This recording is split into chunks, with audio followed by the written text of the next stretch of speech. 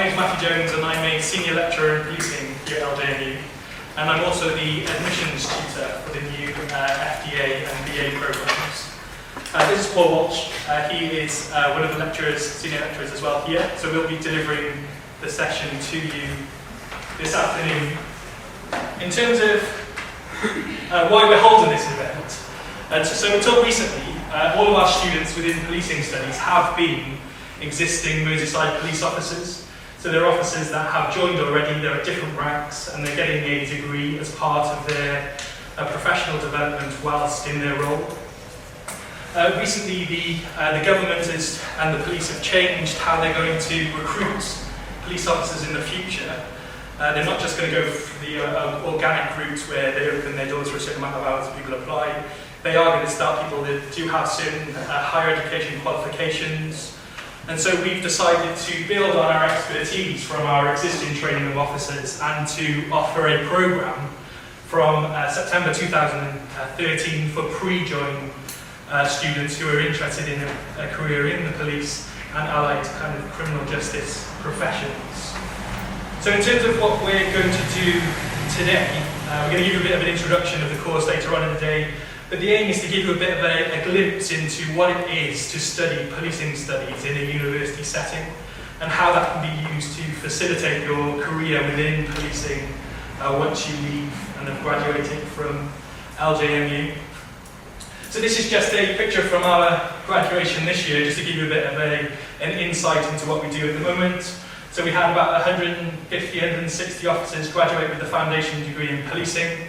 So everyone at LJMU graduates in the big cathedral across the road, so it's lots of pomp and pageantry on the day, and this was our police officers on the steps outside celebrating their achievement. The good looking people at the front are us, by the way, just in case you were wondering. So in terms of the structure of today, so we are quite tight with time, so we've got about 2.5 hours, 3 hours to give you this taster. So we're going to be a little bit regimented as much as we can. So obviously we've got the welcome, which is what we're in now. So we're going to split you up into groups and give you a sample lecture and seminar for an hour in the first instance. So that'll be delivered by myself and Paul. And then between 2 and 3, we've got 6 representatives from Merseyside Police officers and staff coming in to talk to you about their roles within Merseyside Police, their career progression, and with some of our students within the course that we deliver at the minute, they're going to talk about how studying policing studies has helped them with their career. After that, we're going to give you a bit of an overview in a bit more depth of what kind of things you'll study as part of the policing studies course at LJMU, and then we'll finish with some conclusions. So that brings together the kind of formal part of the day. And then between 3:30 and 4, we've arranged for our central admissions team to be available to you. So if you have any questions about your UCAS applications and things like that, they'll be there to answer any questions that you have in that regard.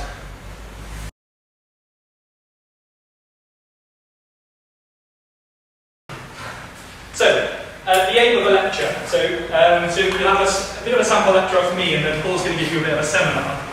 So when we deliver lectures, the main aim is to impart key themes, facts and information, usually within a 60 to 90 minute time slot, where as students you are quite passive in this kind of relationship, and we talk at you for that time. It changes then when you go into the seminar, and then you become a bit more interactive. At LJMU we try to challenge that model somewhat, and to use things like clicker technology and other technology to engage you within the process. So this will be the test of whether it works. So in the first instance, I want you to ask yourself, how old do you think that policing studies is as a discipline? Either it's only just emerged, it's approximately 50 years old, approximately 100 or 150 years. So you need to press whatever number, 1, 2 or 3, in terms of what you think the answer is.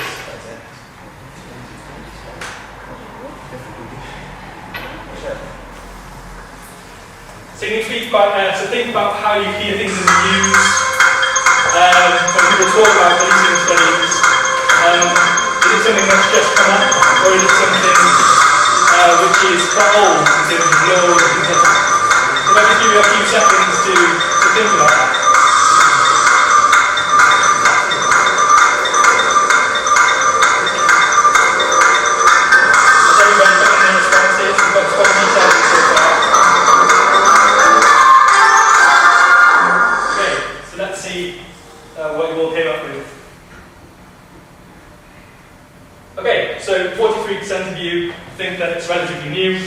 21% of you think that it's approximately 50 years old, and then a divide of 18% for 100 and 150. So I can tell you that 21% of you are right. Well done to those 21%. So it is a relatively new discipline when you compare it to things like law and medicine, but it has been around since about the 1960s. So it's an amalgam and a break-off from subjects like criminology, law and sociology, all of which have a crime and deviant specialism within them, of which policing is a kind of micro aspect of those disciplines. So in the 1960s it broke off to become a discipline in its own right, and since then universities across the country have established themselves with policing studies departments, which are often integrated within their criminology departments and are not so well known as criminology.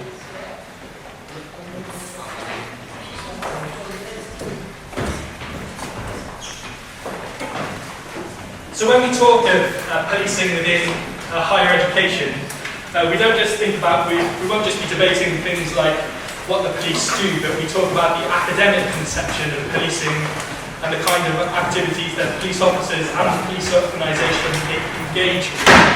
So within your lectures and seminars, these are the kind of sources that you will be engaged with on a weekly basis in order to deepen and broaden your knowledge of policing as a discipline. So the most common will be academic sources, which are peer-reviewed journals.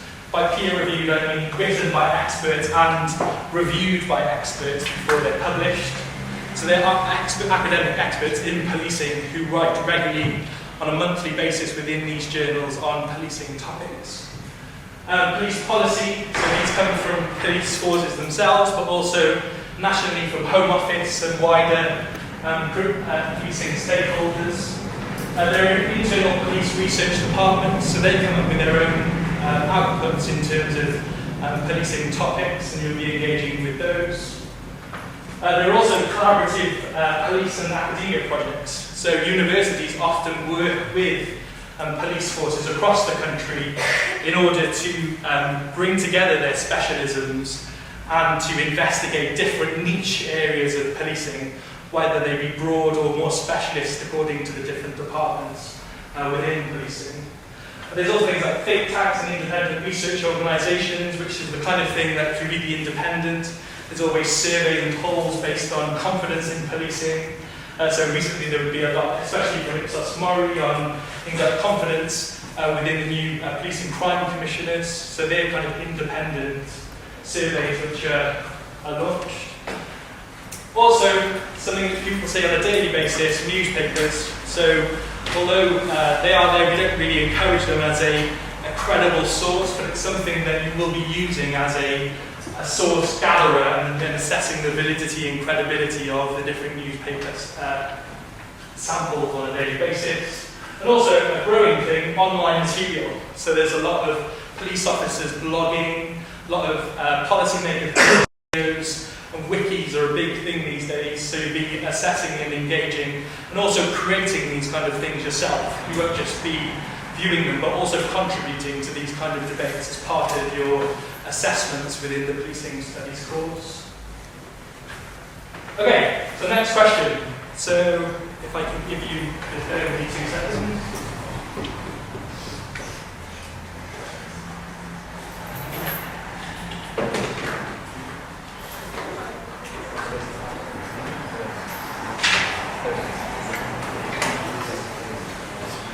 Okay, so I want you to think of whether there is a difference. When you read newspapers and other academic sources, they talk about the police and policing, and I want you to consider whether they're the same thing or totally different.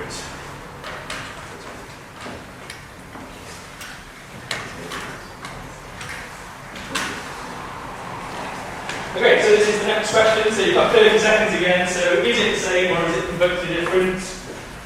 Press 1 and 2 on your keypad to assess that. So like I said, think about when you're reading it. Are they interchangeable terms, or are they something which is referring to the same thing?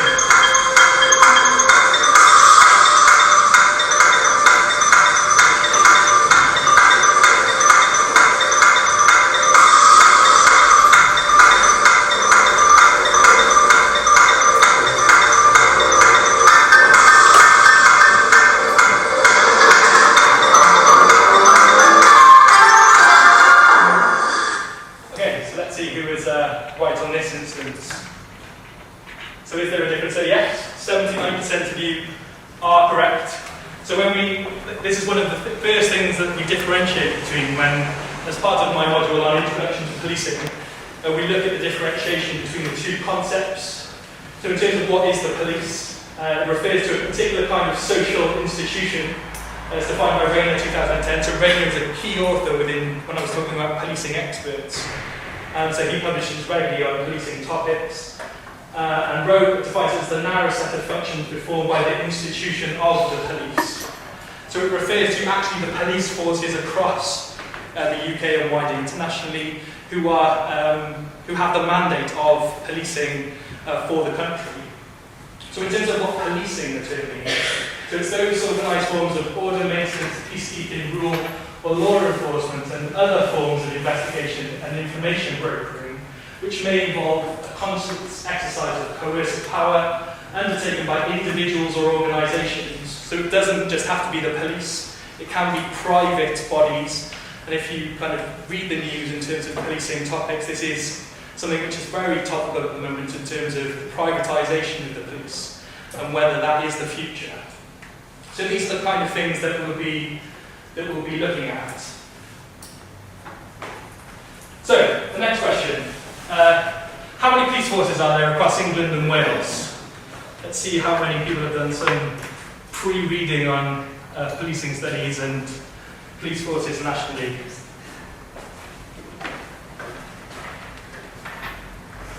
So either 1, 15, 43 or 52. Press your numbers accordingly. I'll save you with the countdown music this time because we're limited by time. Has everybody, so we've had 31 responses and still rising. Everybody contributed?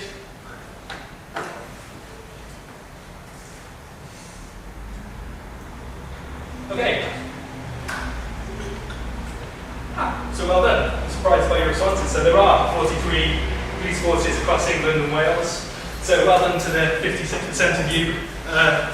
The others, before you arrived, maybe do a little bit more research so you can stand you in good stead for your first lecture. So we are a bit short on time, so I'm just going to give you a quick overview. I will make these slides available for you to look at afterwards. So one of the first things that I ask my students to consider is what is the function of the police in contemporary British society? And so we're faced by a time of austerity and police budgets have been severely cut, but the roles and the expectations of the police are growing. So I ask my students to identify what these roles are, and these are the kind of things that they identify and that we discuss in detail using the academic sources which I referred to earlier. So it's never just about your own opinion. It's always, when you say something within higher education, it has to be grounded within something which has been either written academically or within police policy. Although opinion is important, it's all about situating that opinion according to an evidence-based approach to policing. So like I said, I'll make these slides available so you can look at them in a bit more depth. And so, as the final question, I want you to consider, who is this? According to numbers 1 to 3, so I'll give you the countdown music the last time.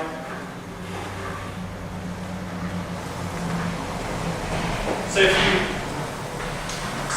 consider reading maybe the papers recently, so where has this person come up? So is it the Home Secretary? Is it the Chief of Merseyside Police? Or is it the Merseyside Police and Crime Commissioner? All important stakeholders within policing and people that you should be aware of and that need to take their role within the lecture.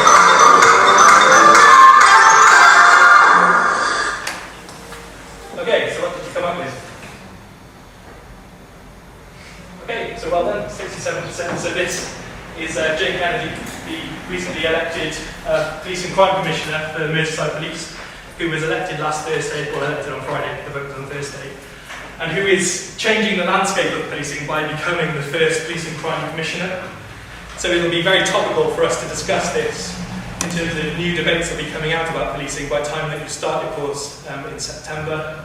And will be, like I said, changing the landscape of policing in terms of how policing priorities are set within communities.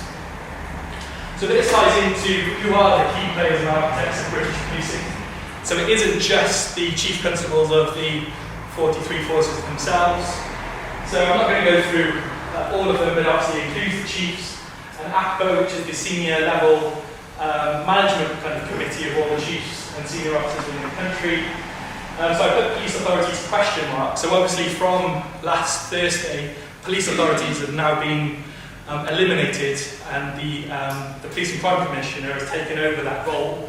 So we'll be looking at debates of accountability and how that has affected the traditional tripartite structure of police accountability, which is often referred to within police policy and within academia. We also have other criminal justice agencies, so we look at multi-agency working.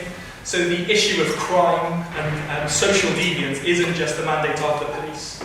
There are multiple jurisdictions, all of which the police are responsible for, but also could be working with other agencies within that sector. Also, you might not consider victims of crime, so that the philosophy of crime and our responses to it are changing, and the voice of victims is becoming more and more heard in terms of policy and police practices. And not to forget the old academics. We also have a role to play in terms of setting police agenda and providing a critical response to certain police initiatives. And also the offenders themselves. We live in a society that's driven by human rights, and there are only certain things that we can do in terms of offenders. So we have to listen to the voice of offenders and look at what works in terms of rehabilitation and integration of offenders into society, and the role that police play within this cycle of crime that's often referred to. So that's the end of the sample lecture. Like I said, it's very much, someone described it yesterday as the speed dating.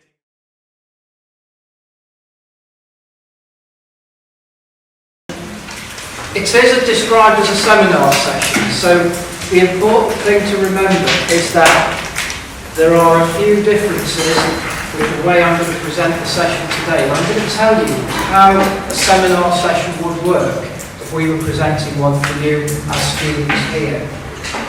The first thing to note is that I've asked you straight away to write out what you think about neighbourhood policing.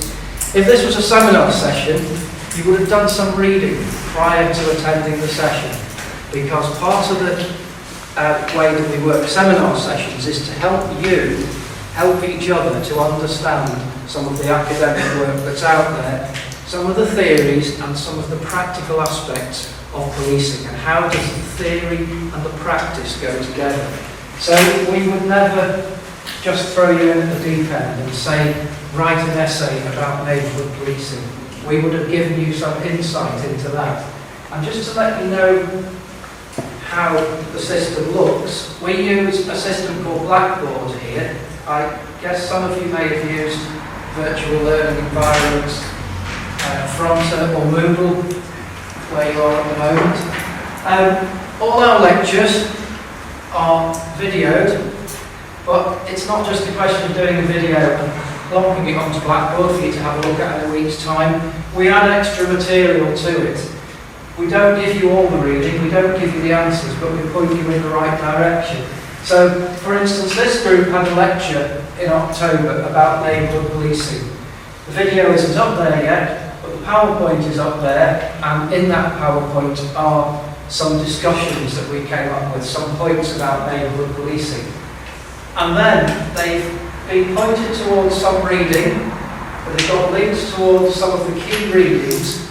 Then, before the seminar, I will be asking the students to read, in this case, an article by Martin Innes, a journal article, about soft policing and how difficult it is to equate different types of policing in the neighbourhood environment. So when the students come in to the seminar, they've already done that reading. And sometimes you find when you read stuff that bits of it make sense to you, other bits it's really difficult to understand where the author's coming from with what they're saying.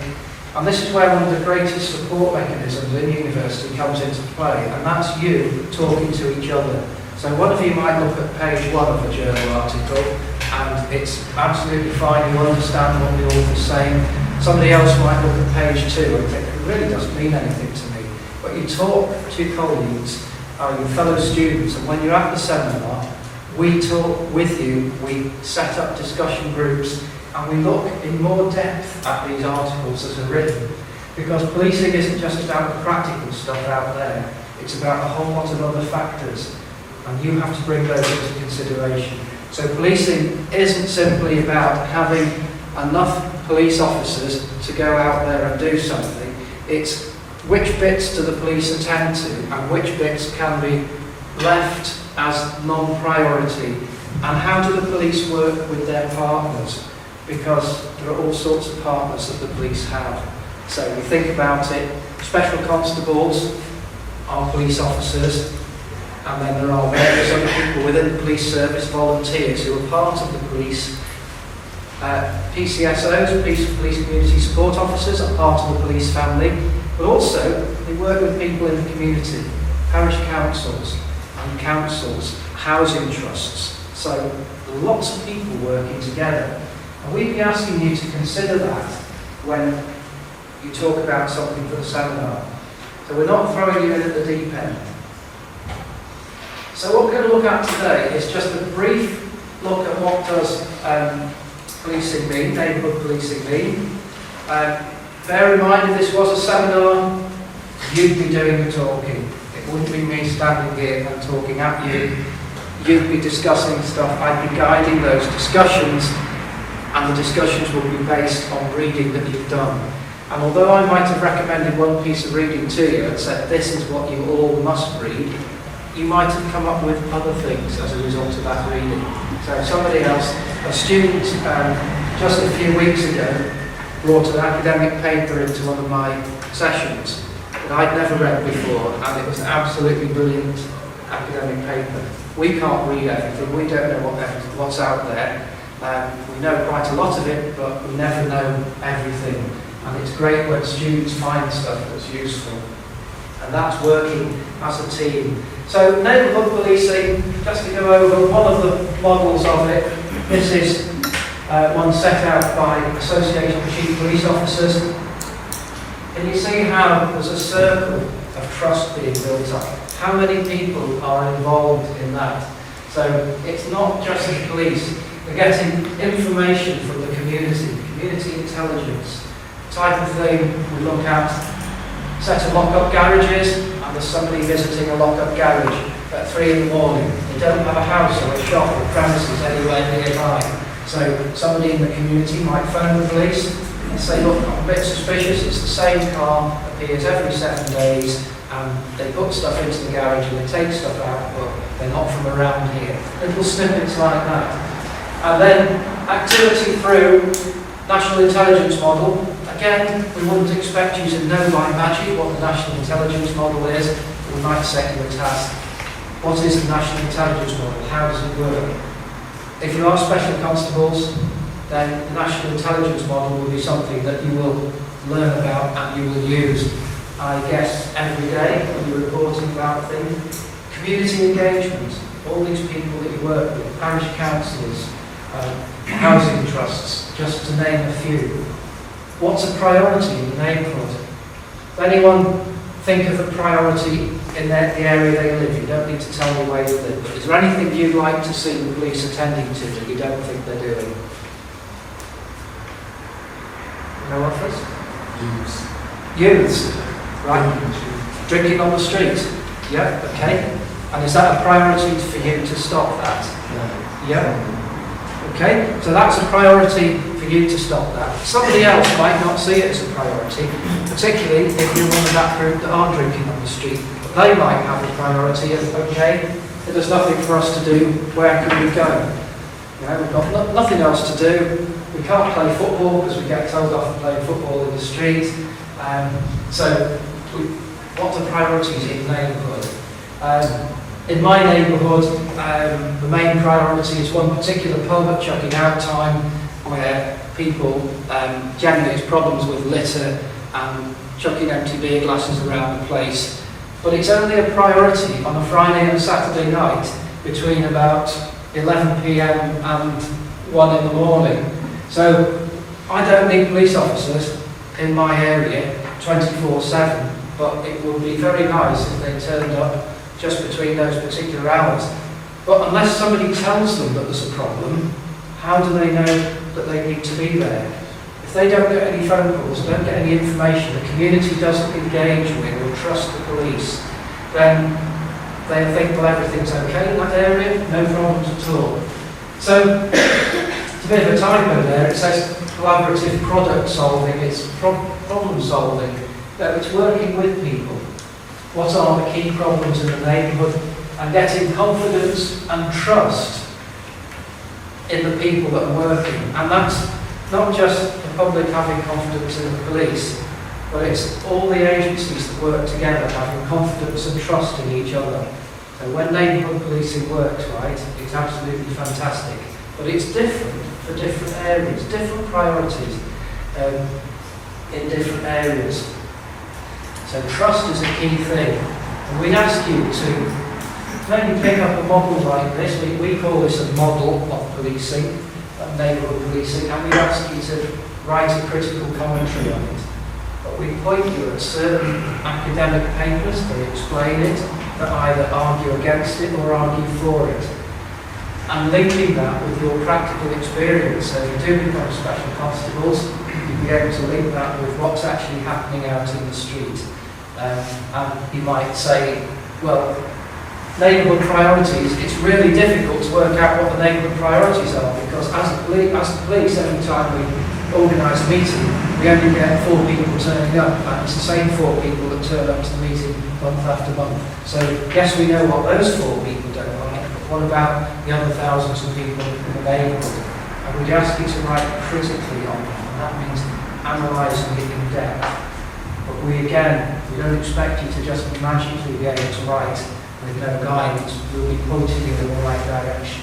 And it's very much practically orientated as well. So we don't throw you into the deep end. We look at the practical side of things.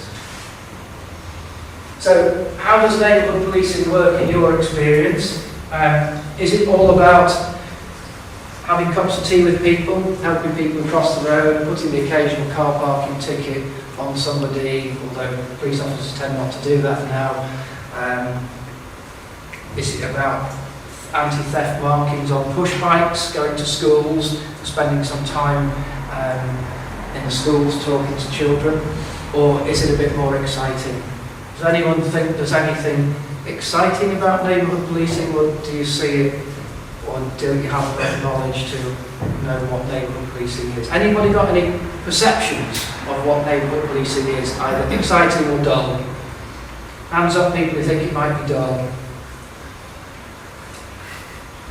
Okay, one, right, 2, yeah. Hands up people who think it might be exciting. And the rest of you, hands up, don't know. Quite a lot of people don't know.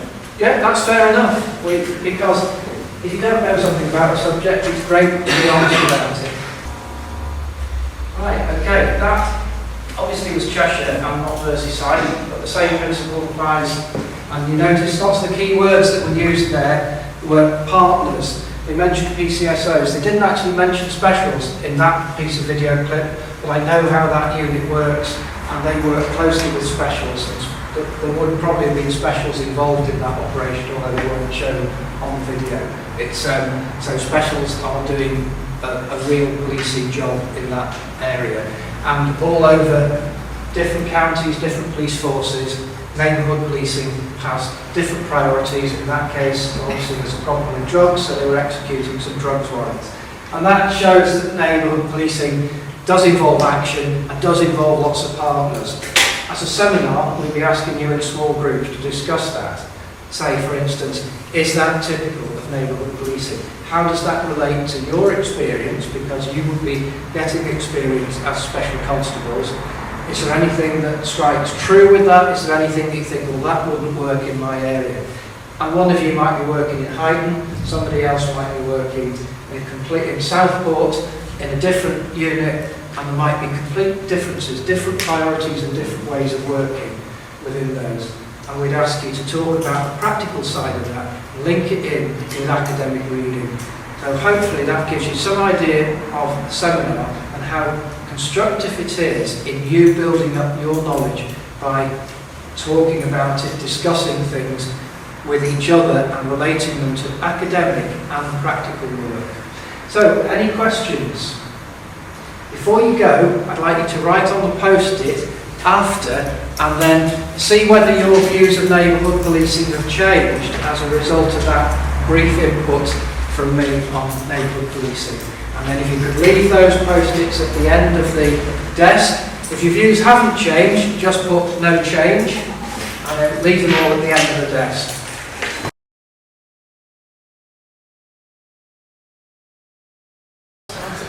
Okay, I'd like to introduce you to some members of Merseyside Police Force who are going to tell you a little bit about their careers and their role within the police service. And then we're going to look at some of the questions that you've asked us to put forward to them and hopefully get a good cross-section of questions. Right, good afternoon. My name is David Burgess-Joyce.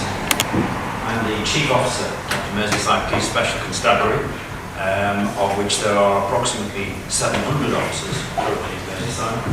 They have, as you probably picked up this morning, exactly the same powers as a regular officer.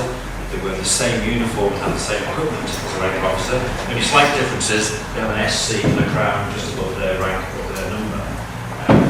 The relationship and the use of specials in Merseyside Police is pretty much well catalogued, but specials get involved in as much work as is possible given the time that they can actually adhere to, given that they have day jobs potentially as well.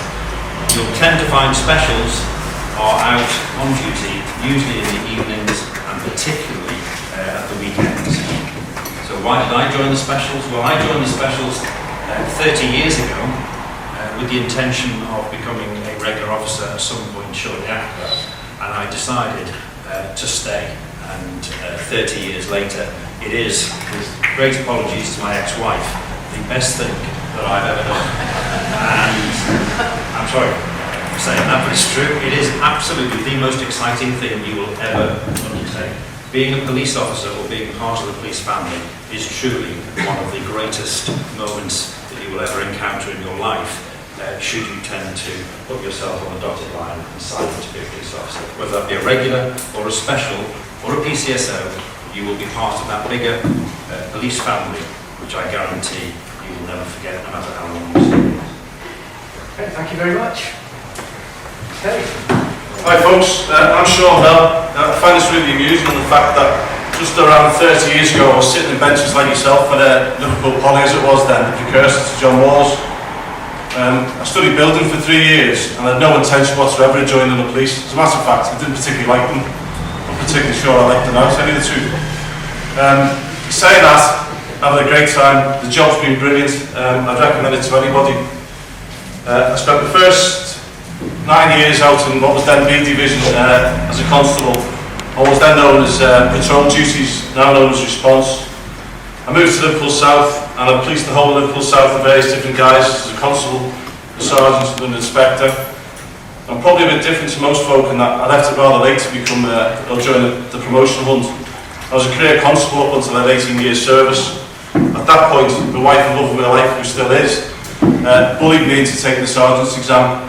I passed that, and relatively quickly, within 2 years, I was an acting inspector, and shortly after that, promoted to inspector, which is the rank I've held for the past 8 years. I'm due to retire in 2 years. If you choose to join the police after your course, you'll have a lot longer than 30 years to do, I assure you. Career variety. Why the police? Variety is the spice of life, and it certainly is in the police. I've done everything from during the time when Liverpool was the European capital of culture, where I put on things as diverse as horse shows, dog shows, conferences, events within the police force. I've policed football matches, I've policed Daintree. I wasn't part of the disorder last year, which I'm glad to say I wasn't. But that is something else you can find yourself dealing with. Variety is the spice of life. On that note, one of my favourite jobs in the police, up until recently, was the Community Engagement Inspector, where I had the honour of dealing with all the various diverse communities across Merseyside, whether that be to do with religion, race, colour, creed, sexuality, whatever the case may be. I learned so much from folks, but I also realised what they want from the police service. but they want us to be treated the same as everybody else. Would I recommend the police to you? Yeah, I'm about to retire. The job I joined 27 years ago is totally different to the one today. After being a student for 3 years and then working 2 years as site engineer, to find myself in the police force, as far as I'm concerned, it was like going back to college. Going to work was as much fun as going home. It really was that good. The world changed slightly in the early 90s, and the police force became far more accountable, but that brought new challenges, and to be fair, I really enjoyed that too. So, I'm going to finish my time as an inspector. I'm not going to get promoted anymore. It's a great rank to stay at.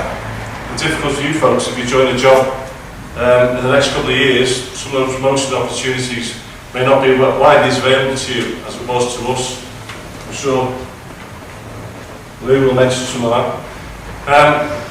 Feel free to ask me any questions. I'll be sitting on the panel at the end if you want to stay back and ask me questions. I'm more than happy to answer them. Thank you. Thanks, Sean. Well, ladies and gentlemen, my name is Loughlan. I've been in the police now 7.5 years.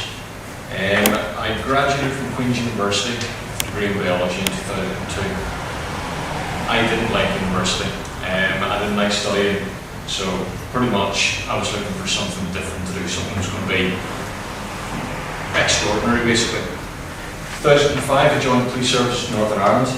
Started out in Londonderry as a constable, as I still am.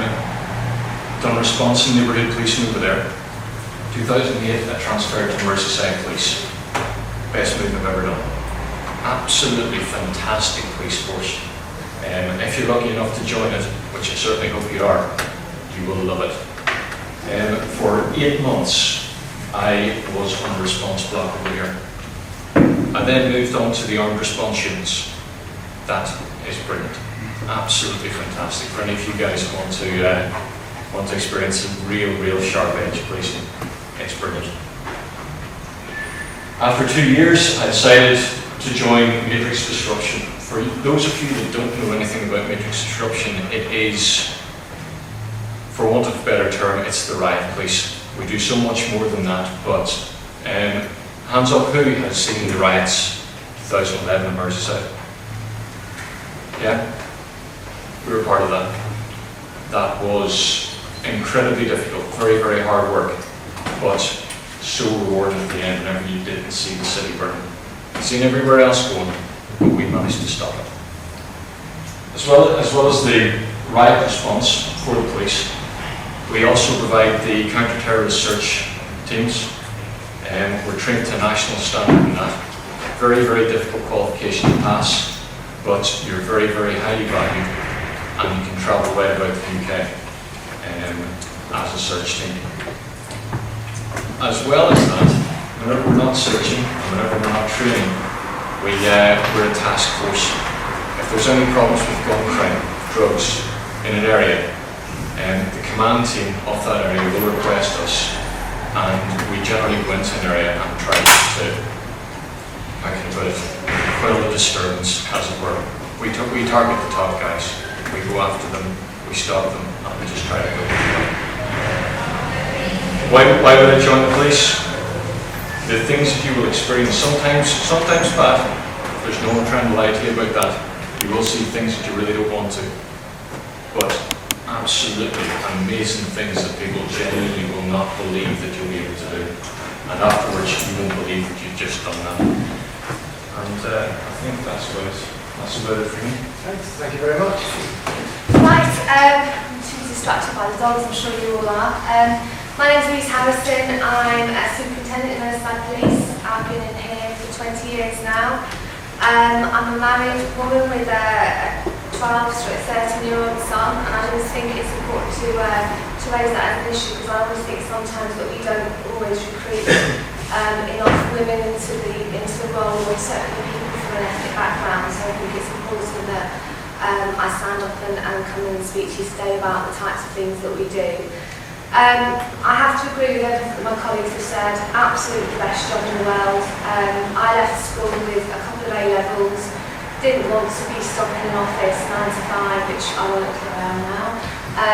But I wanted to go out and do something and make a difference. And the past 20 years have been absolutely fantastic. I don't know any other job that you can go into and have the opportunity to do such a diverse range of activities, meet such a great bunch of people, and I'm not just talking about police officers, I'm talking about their partners, I'm talking about the people in the community that you have the privilege to serve and that you get to see. I spent a lot of my time in the city centre working on foot. I had the opportunity to work within the matrix as well. I became a firearms officer, so carried a firearm for a couple of years. I also managed to join the mounted department and spend a couple of very cold and uncomfortable years on top of a big horse. But again, it gave me the opportunity to take part in things like the Grand National, some of the football disorder that we dealt with in the sort of late 1990s, I had the opportunity to deal with as well. So a really, really diverse range of jobs and activities that I've had the opportunity to do. And in between that, going from sort of lateral development, I've also taken the opportunity to do the sergeant's exam, to go up to my inspectors, to work as a chief inspector, and now currently my current role is a superintendent looking after a project based with partners in the community. I'm also here for the duration, so please feel free to come and speak to me at any time if you've got any questions. But certainly for yourselves, I think this course offers a huge amount for you. It gives you a real insight into what the police is all about. And you know, it's not all about the sexy stuff, the racing around in blue lights and cars and getting out and rolling around on the floor with people. Although, don't get me wrong, that's a part and parcel of it, and it's a part and parcel that I've enjoyed a lot. But there's a lot more to it, so enjoy the rest of the afternoon, and as I said, I'm here to speak to you if you've got any questions. Thank you very much.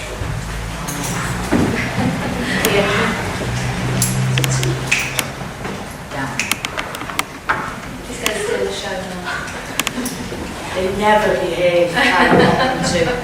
My name's Joanne, Bruder. I'm with the Merseyside Police Dog Section, where I've been for the last 5 years, although I did join the police in 1991 when I was about 12.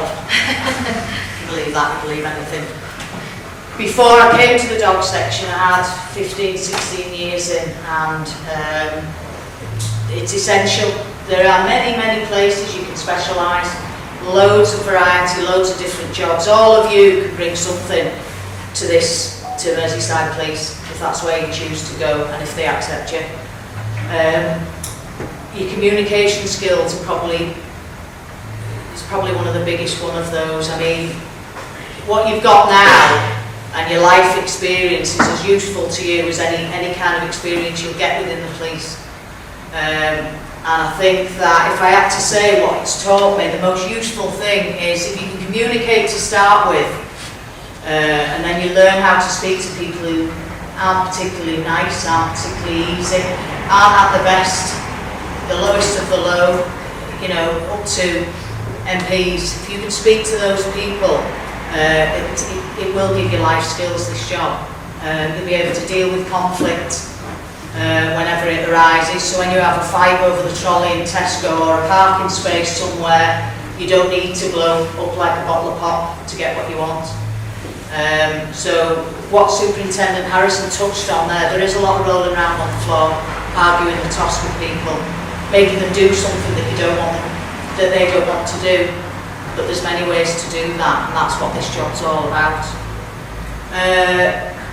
As I said, 15, 16 years I came into the dog section, and here's the best piece of equipment I've ever been given, without exception. It's the best job in the force. People may say differently that are sitting here and that you'll speak to outside, but this is the best job in the force. As I said, this is the best piece of kit they've ever given me. If you can make him do what you want him to do, he's absolutely fantastic. And to summarise what they do, they all work, whatever type of dog you see working works with its nose. With him, there's a little bit of his size and his gob, if you like, to put it bluntly. But most of it's his nose. He can find a SIM card in a farmer's field. We are, and I'm not exaggerating that, we are a team. If I put him in the right field, he will find a SIM card in the field. That's how strong his sense of smell is. So you can appreciate whatever they do saves other police officers, other departments, and our job is to support those departments. Whatever they do, they'll save time, money and a lot of effort and a lot of personnel. So although there's a lot of money goes into them, they're a valuable asset. I can't count the amount of times I've turned up at jobs where numerous police officers, helicopters, one thing and another, have spent hours looking for the best hide-and-seek champions ever, and he'll just come turn up. He's over there, he's up that tree. He's found people suspended in porches that have been literally suspended by the hands and feet for 25 minutes. No one else has been able to find them, and he'll find them because he's working with this, not with these. So as far as specialising goes, if it was up to me, I'd direct you all in the same direction. It's so rewarding. There's massive amounts of hard work, as with any job in this force. You get out what you put in. So, and this is Matt, by the way, who's not behaving. I'll sit down, and if there's any questions, I'll be able to try and answer them. Yeah. Thank you very much, Joanne.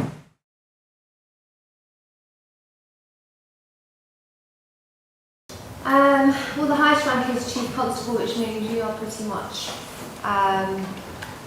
it in terms of the force. You are responsible for the whole force. How quickly is it to progress through the ranks? With the current reviews that have gone on, the government are looking at direct entry schemes at the moment. For those of you, I don't know if you're aware of that. They're talking about people coming in at inspector and superintendent level. Now that's not as easy as it sounds, because clearly there will still be a number of set skills and experiences they will expect people to have before you go in at that level. But for all of us, we are all warranted officers who start at the role and the rank of constable, and we work upwards. As a constable, you have 2 years of probationary period where you kind of find out whether you like the job and whether the job likes you, I guess, whether it's the job for you. And then you've really got an opportunity to take the exam and then move through the ranks sort of fairly steadily.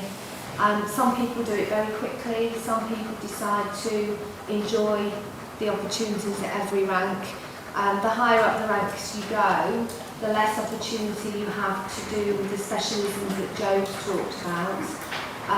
But some people are very happy at the lower ranks, and they provide a valuable service. So it just really depends what you want out of your role, really.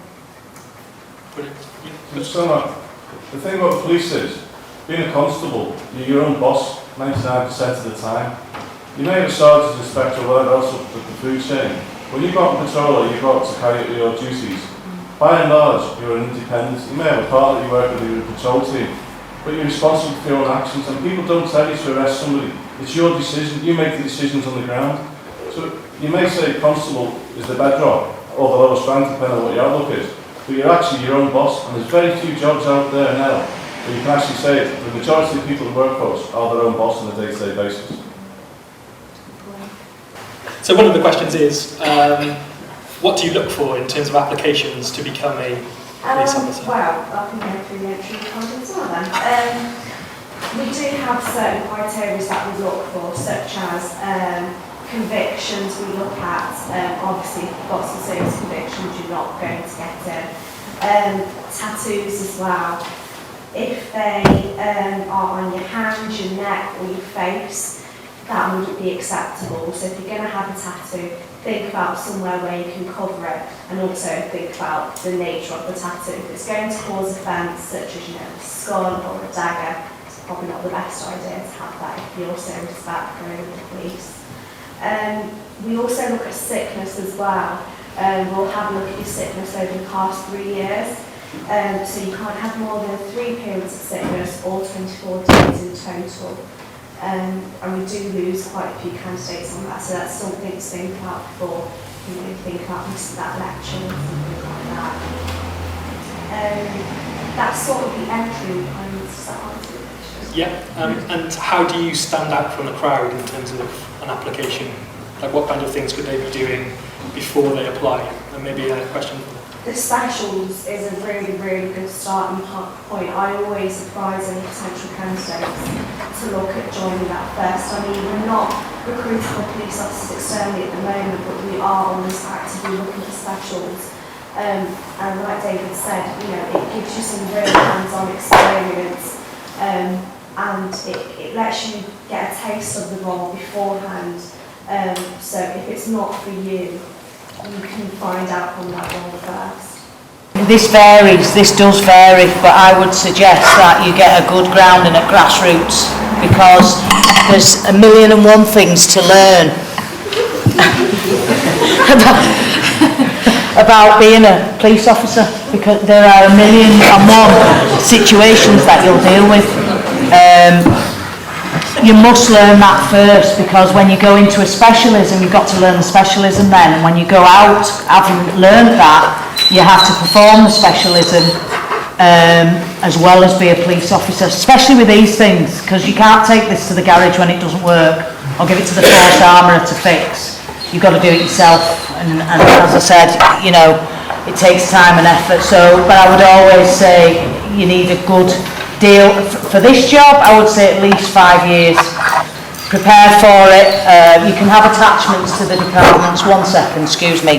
Down. You can have attachments to the departments that will give you a taste. Nearly all of them will accommodate you, as long as you can be accommodated from where you're working, and you can spend time with them to see if it's what you want to do. You might do 10 minutes and think, you know,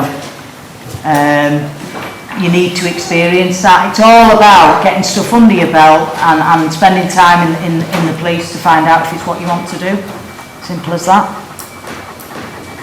I couldn't agree more, to be honest with you. Realistically speaking, whenever you first go out onto a response blocks generally are the workhorse of the police in many respects. You go to all your emergency jobs, your sometimes not emergency jobs, dealing with members of the public. It's where you learn your base skills really. Whenever you go to a specialist unit, you'll be dealing with very, very experienced constables that will expect an awful lot of you. And if you haven't got a very, very good grounding of basic police work, then they'll be thinking, well, how can you possibly learn the specialism? As I say, you need to learn the basics first and get a good grounding in it. But as I say, in terms of going for specialisms, just really collect evidence, be patient, and I say just prepare, and you'll get there. Brilliant, thank you. So we've had quite a few questions along the lines of, have you ever been to a murder scene and what is it like? So I don't know whether you want to share that out for anyone who has. Yeah. The answer's probably yes for most people here, I would suggest. Death is something you will have to deal with, whether it's expected, unexpected, violent, not violent.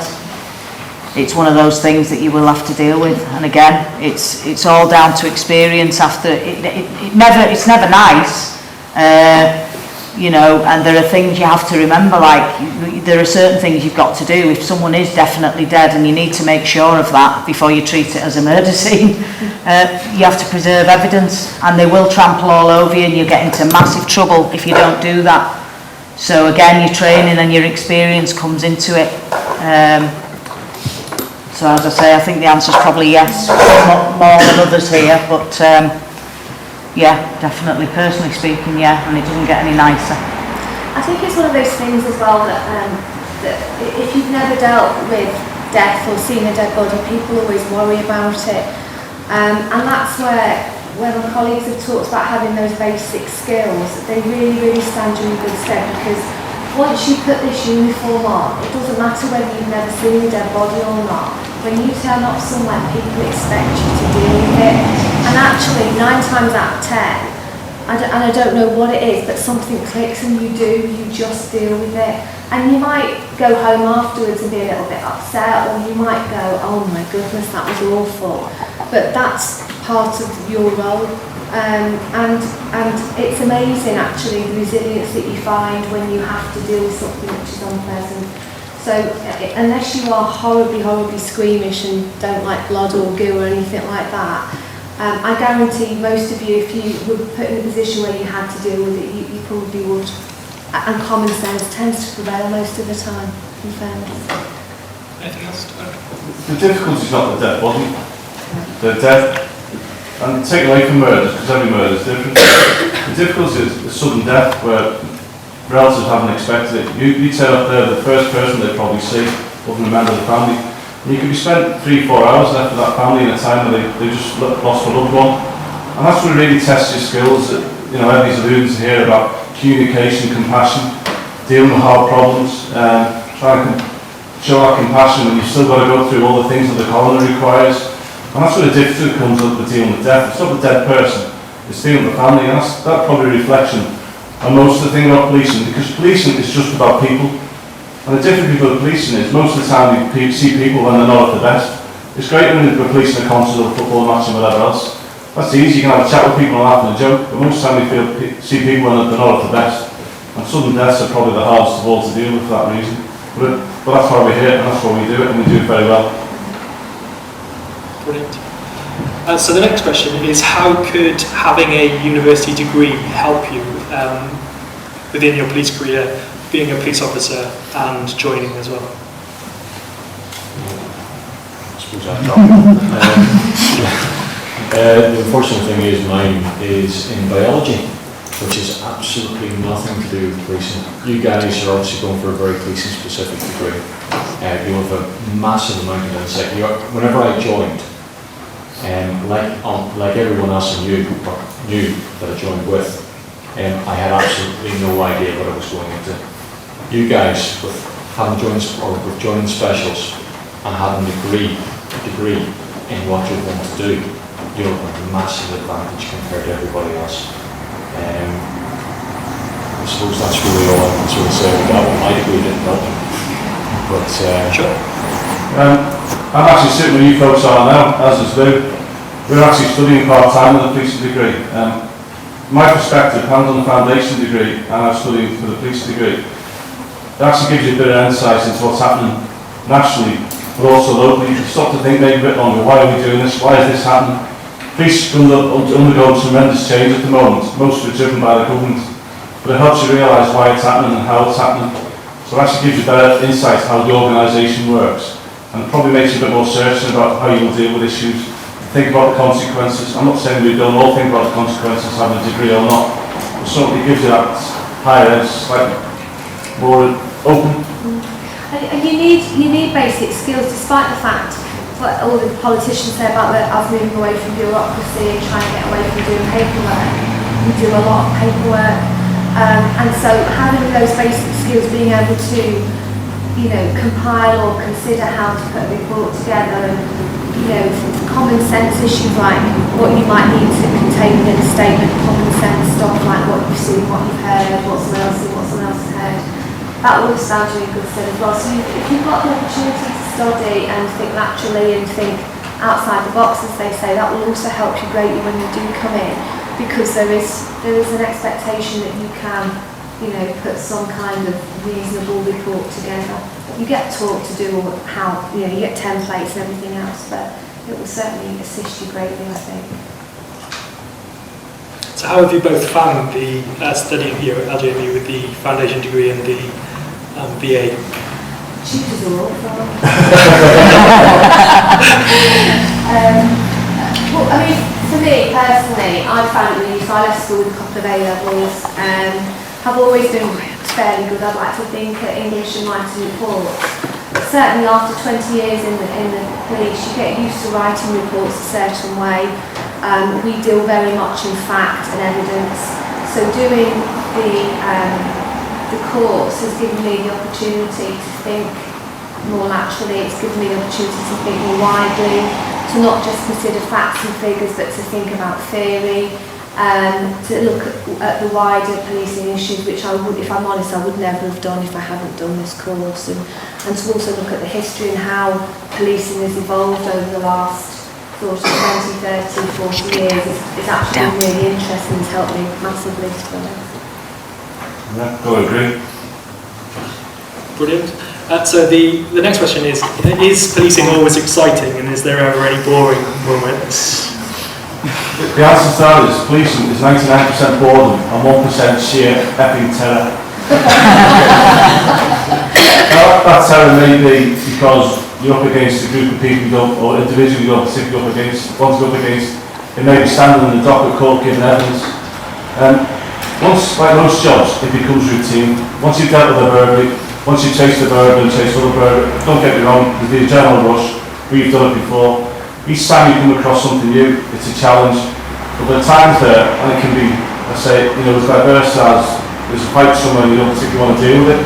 As we mentioned before, you're there in uniform, you're the person people look to. It doesn't matter what's happening. You may not be able to swim very well, but if there's somebody in a canal, people are going to look to you because you're in uniform. That's where the terror comes into it. Don't get me wrong, there are times if you sat in the scene for a full shift of 8 hours, you're going to think, why am I here? But you're there because you're preserving evidence, and if you don't preserve that evidence, the baddie who's killed somebody, or assaulted somebody, or raped somebody, ain't going to go to jail. So, it may be boring, there's a reason why you're getting bored. Anything else to add? No? Great. Well, I don't think policing is boring at all. I disagree, because I probably do this at times that are far shorter than my regular colleagues. So, of course, to me, whenever I turn up on duty, and bearing in mind I've been doing it for 30 years, I have never, ever regretted going on duty because of the people that you mix with, my colleagues on the right, who are, without sparing their blushes, doing an incredibly difficult job. And I turned up, obviously, doing it voluntarily, but the relationship is quite frankly superb, and really we are part of an enormous family, and we get involved in as many things as they do. And if you join the Special Constabulary, which I'm sure you will at some point if you go through the course, I guarantee you it will be a roller coaster. And even the boring bits, they're not that boring, they're just necessary.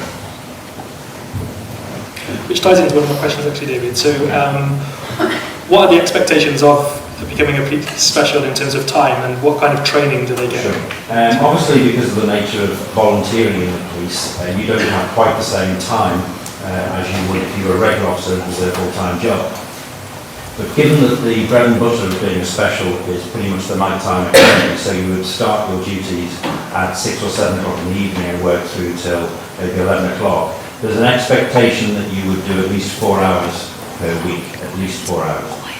The training initially is 7 to 8 weeks, and beyond that you will have training within your basic command unit on a weekly basis. And that training is delivered by the Academy, which is the training school for Merseyside Police and local training officers. In reality, you will be based in a BCU, of which there are 6 in Merseyside Police, and there's also a central one based at headquarters, which we've just set up. And you will be working predominantly in the neighbourhood, but there are opportunities for specialisms, and those specialisms will be road policing and the matrix units, which is what we talked about. So there's plenty of opportunities for you to build up a real portfolio of evidence to support your application to join the regular force. And I have to say, I'm a big supporter of what you're about to do, because I think this is a really exciting time. And if I was sitting on that side, I'd be quite excited about the potential of evidence that you could build up, particularly with your academic study, to becoming a very fully rounded regular officer at some point in the future. I'm very supportive of it. Thanks very much. So as a final question from here, for Cal, when do you think that Merseyside Police will be opening their recruitment window again? For police officers? Yes. We honestly really don't know externally. With the current financial situation and the recruitment freeze, it's really difficult to know when we will be recruiting for police officers externally. However, at the moment, we have run a small internal process which we did open up for specials. So if we were looking to run another process like that again, and then there was part of your course you'd like students to become specials, if we were to run it as we have done this time, you would be eligible to apply. Obviously, there'd be certain restrictions, certain criteria, age limits and things like that you'd have to fulfill. But you could join the police through that avenue, so through the specials first.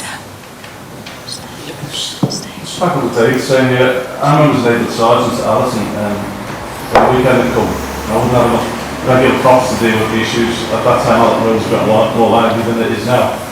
But we look forward to the specials coming on. It's basically, they saved our baby. We can put resources out on a Friday, Saturday night that we couldn't do, because there's only so much money going to be paid in taxes that allow for a certain number of police officers.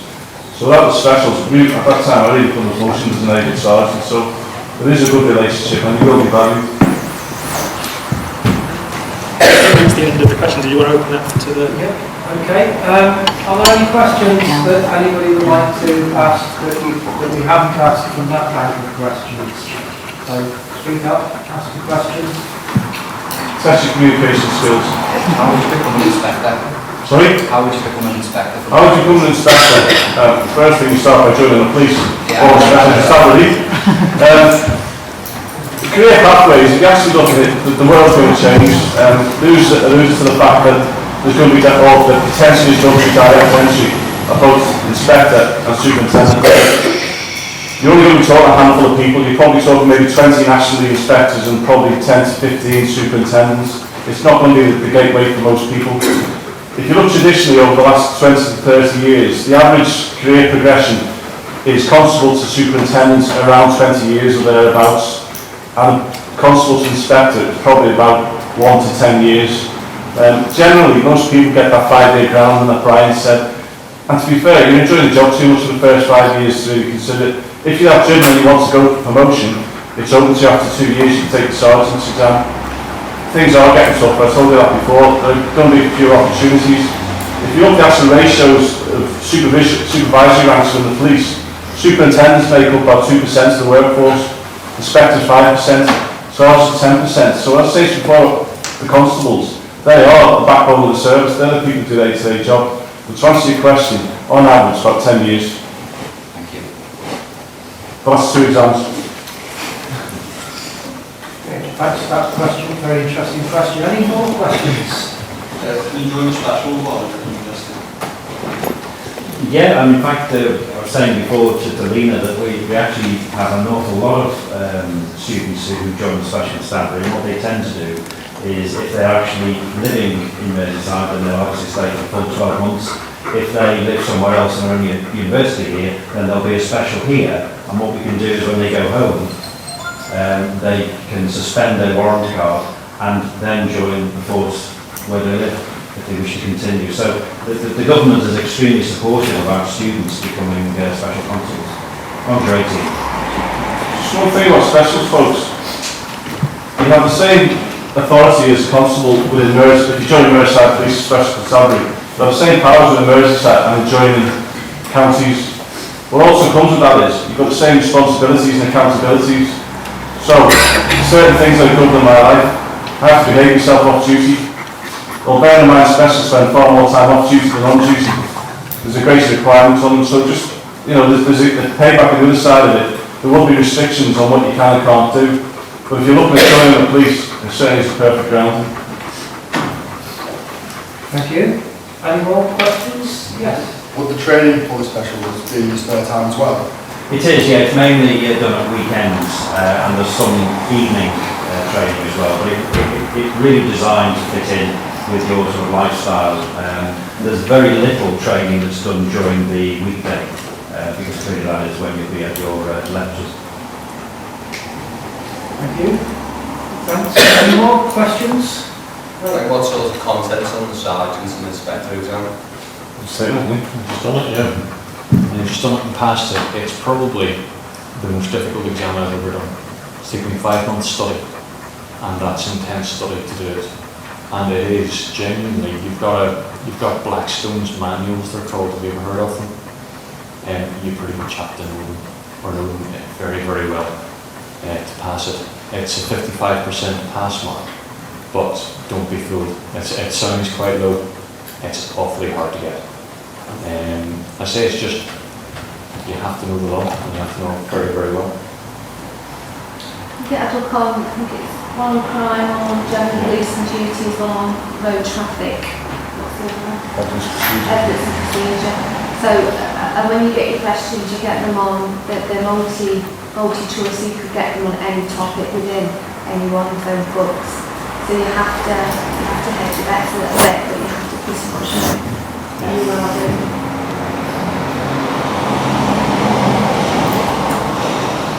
Okay, thanks. I'll just ask one last question. So my research interest is police diversity, and I'd like to ask Jo and Louise, what's it like to be a woman police officer within a historically masculine occupation? And is that the same today? I'd say it has changed a lot over the years, wouldn't you? What now? Whatever it is, 20 odd years, it's changed a huge amount. An awful lot of it is how you approach it as well. There are bad apples in every cart, every profession, no matter how big or small the organisation. You will encounter perhaps, you know, some people might think that Louise and I can't do. We might turn up to a job and they immediately see the shoulders go, you know, how's she going to, you know, deal with that? And, well, in actual fact, experience over the years will teach you that anybody can do this job. And yes, you will encounter some small-mindedness, but it's very, very little. It's dealt with very, very well now. It's not tolerated. And you know, it's all about your approach as well. There are ways of dealing with everything. Merseyside Police deals with it robustly. If it does crops up a lot less now than it did a few years ago. A lot less. When Jo and I joined, we were issued little truncheons that big so they could fit in your handbag. That's how bad it was. It was just, it's like the dark ages, wasn't it? It was. But fortunately things and times have kind of come on from there, and as Jo said now, we're given the protection, the PPE, we've got the protective equipment like taser, like the CS spray, like the extendable batons, because they accept that the women have to do the same job as the guys. And a lot of that again goes back to communication skills, because you'll find you can probably talk your way out of a lot of the issues rather than having to be confrontational.